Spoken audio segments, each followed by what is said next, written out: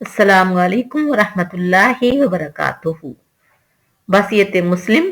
रमजानुल मुबारक का महीना मुसलमानों के लिए नेकियों का मौसम है, नेकियों का मौसम बहार है। किस तरह से, आइए अपने प्यारे पैगंबर सल्लल्लाहु अलैहि वसल्लम के फरमान की रोशनी में देखते हैं। इस हदीस मुबारक के रावी हजरत अबू हुरैरा रज़ी अल्लाह तआला अन्हु हैं। फरमाते हैं, क़ाला रसूलुल्लाह सल्लल्लाहु अलैहि वसल्लम इज़ा दखला शहरु रमज़ाना फुत्तिहत अबवाबुस समाई व गुल्लिकत अबवाबु जहन्नम व सुलसिलतिश शयातीन।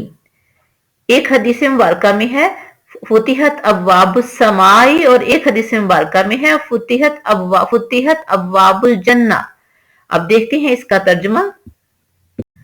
जब रमजान आता है तो आसमान के दरवाजे खोल दिए जाते हैं और दोज़ख के दरवाजे बंद कर दिए जाते हैं और शयातीन जकड़ दिए जाते हैं।